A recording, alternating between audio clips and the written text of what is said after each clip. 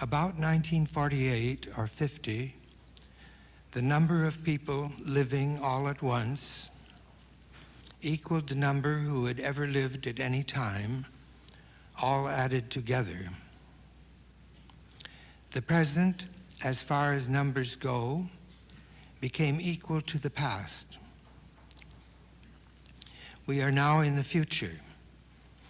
It is something else. Has it doubled? Has it quadrupled? All we now know for sure is the dead are in the minority. They are outnumbered by us who are living. What does this do to our way of communicating? Mails, rarely from people we know. I spend time saving it to send it to Wesleyan, Northwestern, or Santa Cruz. For fungi and arts, pictures thus given of this moment in history, ephemera give it. Rest of the mail's bureaucratic fundraising by institutions concerned with health and environment, human rights, etc. 3 copies of the same document, contribution requests, bureaucratic inefficiency glaringly exhibited, all thrown away, triplicate stamped envelopes included. Phone rings, reviving practice of Buddhism, practice, whether sentient or non-sentient, practice of Buddhism, the general outlines of every being, including the telephone, is the Buddha, is world honored, is answered, is thee, is of, is emptiness, fullness, all of creation, endless interpenetration, together with non-obstruction. Of what avail then the use of answering service? Attempt to free oneself from interruption? Solitude for just a moment regained is utterly, finally lost, finding 19th, not 21st, in 20th century. Are you into fax and electronic mail? Are you in touch? HCE? We live in glass houses, our vitric surroundings, transparent, reflective, putting images outside in space of what's inside our homes. Everything's as multiplied as we are. Each moment is magic. We have no idea what's being seen or heard. The quantity is beyond count. The quality is ready-made art. This demonstrates validity of those works of art in which no place is more important than another. Beauty at all points. If it doesn't click, Wittgenstein, take a clicker from your pocket and click it. Transform your perception of it, of whatever, no matter what the name, what the artist's name. No need for balance, harmony, contrast, climax. In this situation, what's the artist's proper behavior? Self-expression? Or should he put himself aside, so to speak, change himself, asking questions instead of following laws, or making an attempt after breaking them to establish yet another or others? Getting rid of the principles of law, of control, increasing world and life enjoyment seems more radical. Removal of the likes and dislikes. chance operations. Wanting to get a taxi, avoiding a gentleman on the corner who was there ahead of me, I separated my problem from his by going to the opposite side of the street. Just as I hailed an empty cab, I was surprised. The gentleman rushed ahead of me and actually got in the cab without even a remark. I don't know whether he happened to see, but another cab picked me up before he was out of sight. What are some of the various eventualities in a changed society? No government, keeping education in first place, keeping it, that is, for you to give to yourself, increase of unemployment until we are all self-employed, self-taught, self-governed, a way not just to say anarchy, but to do it. Forget the politicians, they are on the moon. When they saw we were no longer voting, they left. Not bothering with money, preferring credit. Credit's electronic, no person need be without it. But who'll do all the work? Those who do will have pleasure seeing their work actually carried out. Robots making robots. We have the next war mapped out for us to make the world safe for poverty. Violation of laws made to protect the rich. While there's still government, pass laws based on the needs of the poor. Give them shelter, squatting privileges. Change the economic structure of society out of profit and ownership into use. The police walled up the doors and windows. The house is again not used, and the people are still homeless. Mayor said, evict the squat. The police did it brutally. A house was empty. We restored it, filled space with life, concerts, discussions, people's kitchen, libraries. Nobody gets money for her or his work. A non-profit basis, changes of behavior, discussions about sex, overcoming repressive structures, having no need for art, pleased with what I see, pleased with what I hear, surrounded by multiplicity. He said he could imagine a world without art and that it wasn't bad. Artlessness, the sound of traffic, an instance of silence, the sound of traffic, the sound of traffic, an instance of silence. Phone rings, reviving practice of Christianity. Split the stick, split the stick, and there is Jesus, walking on the walking, on the writing, on the water as though nothing happened. The snow, the white animal asleep, safely asleep in the tree, no traces left. Reviving practice, whether meditation or non-meditation, pleased or displeased, won't burn, the metal ones won't burn. Is a, is the, is of, is emptiness, fullness, practicality, all creation, endless interpenetration, whispered truths, the necessity to find new forms of living together, to stop the estrangement between us, to overcome the patriarchal thinking, the authoritarian structures, and the coldness, human not togetherness.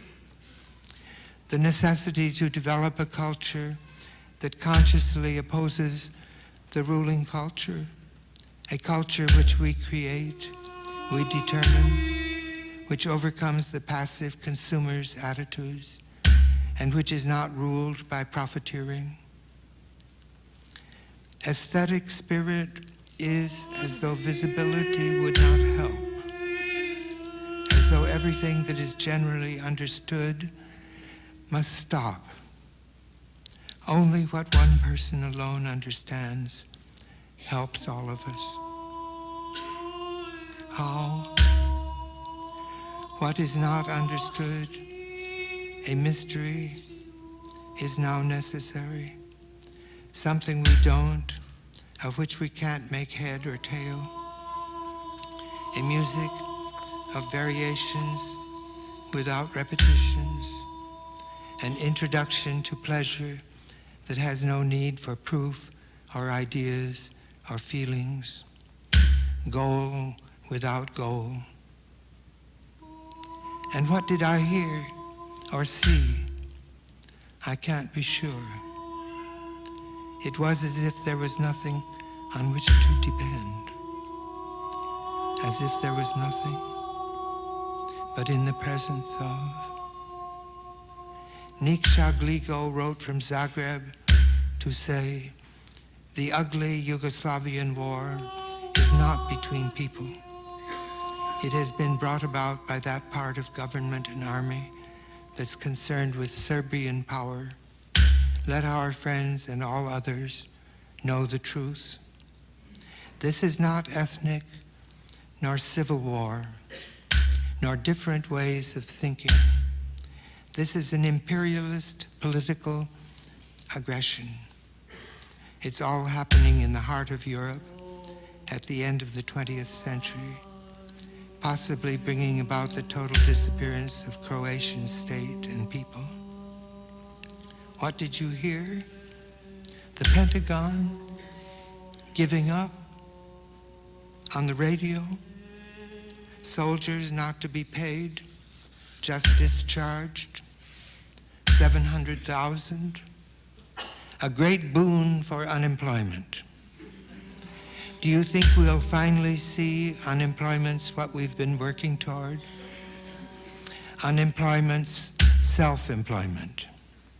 At last, we may be doing what we, the human race, could be doing, all of us. As he said, Suzuki said, there seems to be a tendency toward the good.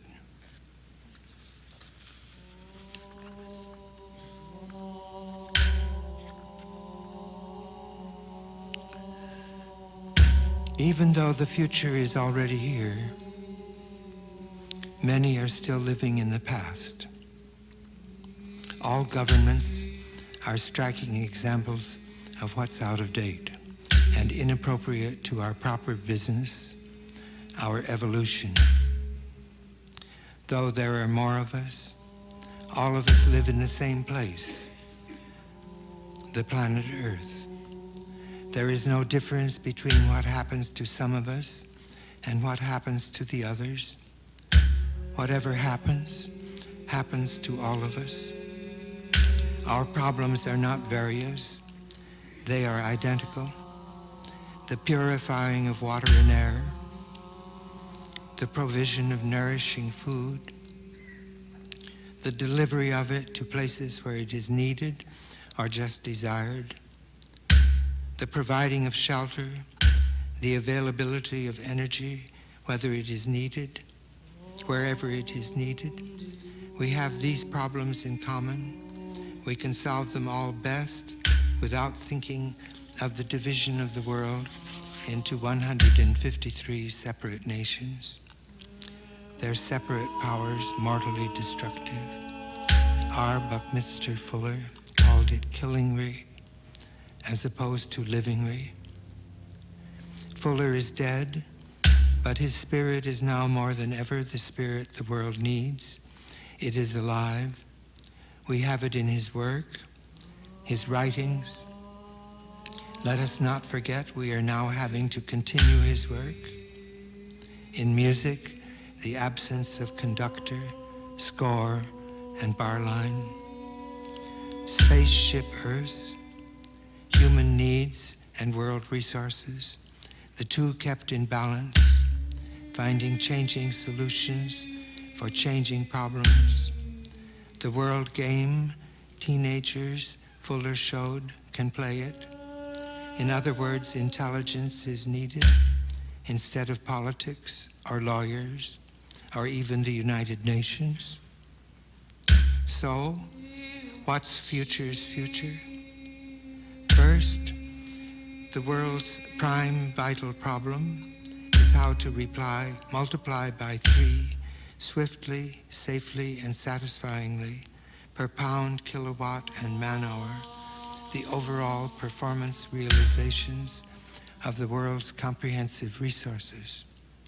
This will render those resources able to support 100% of humanity's increasing populace at levels of physical living far above whatever has been known or imagined.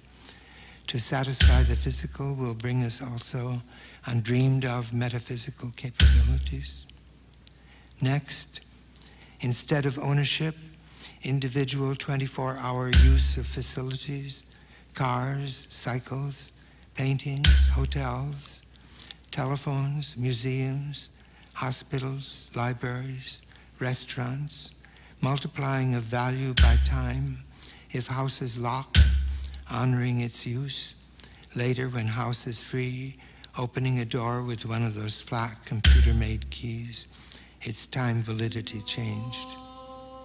And then, stopping the removal of fossil fuels from the earth, developing solar energy, developing pneumatic power, effects of light, air, etc., reserving oil and gas for a time when their use is needed in connection with the initiation of a future technique.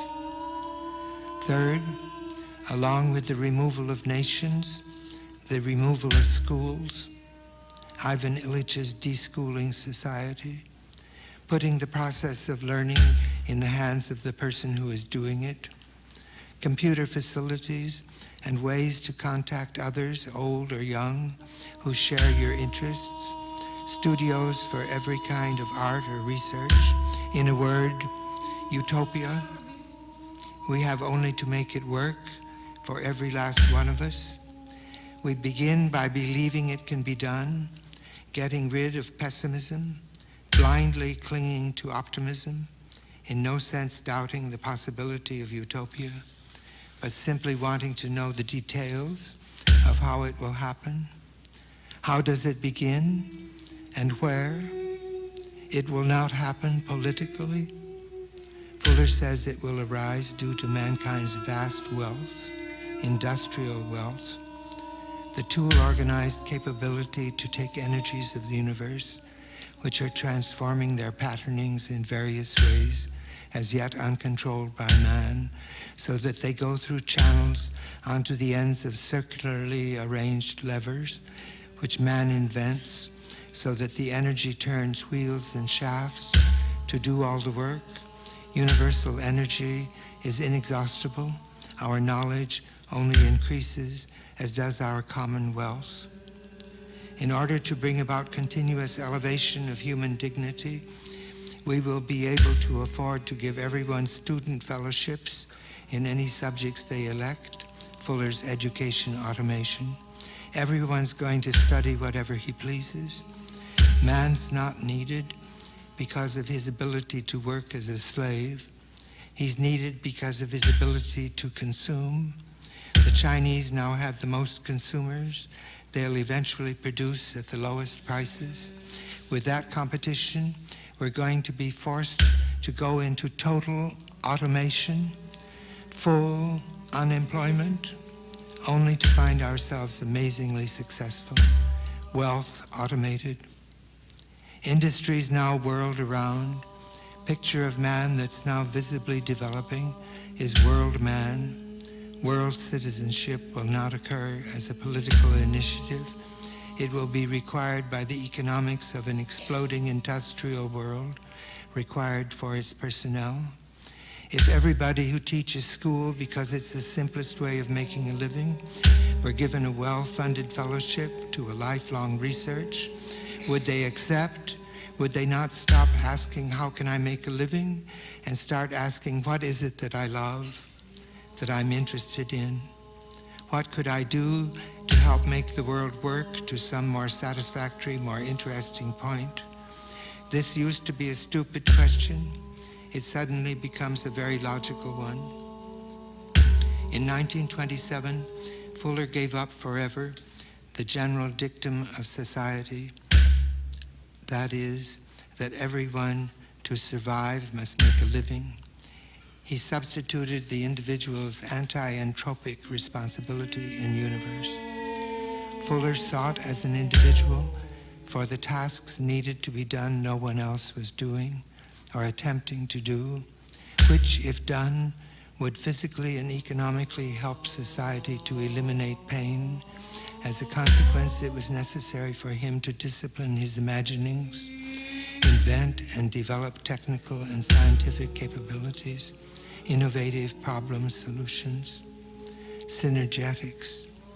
He found design strategy for universe, humanity, children, advantaging the new life, the new intelligence, doing more with less, ephemeralization.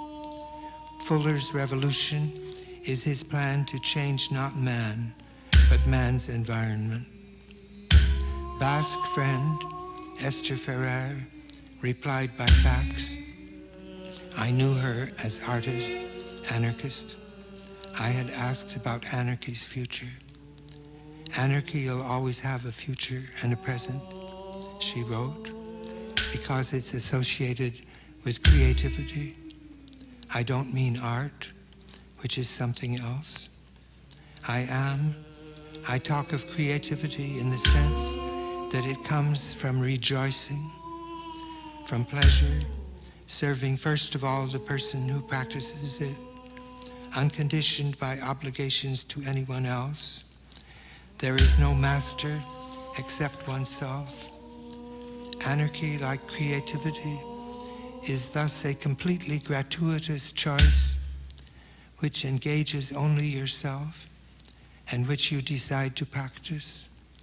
One could well define anarchy as a practice of liberty. One can practice it without others being at all interested. It does not take away from one's own joy, that is. Anarchistic thought is something out of time, even without time. I would even dare to say something anchored in human nature. There are other things anchored in human nature, unfortunately, and like creativity, individualistic and individualized. This is the source of its attractiveness and enormous risk. It is particularly attractive in periods as today of loss of spirit, loss of hope. There isn't or doesn't seem to be messianic hope to stuff our heads with. There is a return to essential things, never far away, because we can find them inside ourselves, without needing recourse to ideologists or master thinkers, without needing to think outside ourselves, our liberties limited only by the consideration we give others as beings who also practice liberty. Anarchy is quite simply a problem of assuming individual responsibility. It is the idea that each person conceive of himself as an intelligent being capable of making his life decisions without delegating his decision-making capacities to someone else, whether a god, king, state, party, ingenious artist, master of thought, mother or father. Esther says, after all, anarchy really does have the future people are talking about. It is creative conduct as opposed to subordinate conduct. It is positive individualism, to follow a way of thinking that proposes you can assume for your own acts responsibility, visibly responsible, first to yourself and then to society. After the unworkability of capitalism, Marxism, authoritarian socialism, anarchy seems for man's liberation to be a possibility once again. As Jorge Orizza said to me, from failure to failure, right up to the final victory. I think now of Marshall McLuhan. The world has become a single mind. We have extended the central nervous system. Electronics, our technology, makes the revolution for us. We can change our minds. We share only one. The planet has become a single person. It is a question of rolling off a log. Conduct, creative, conduct from failure to failure. Anarchy, it promises nothing. Mind, up to the final victory. Creative mind,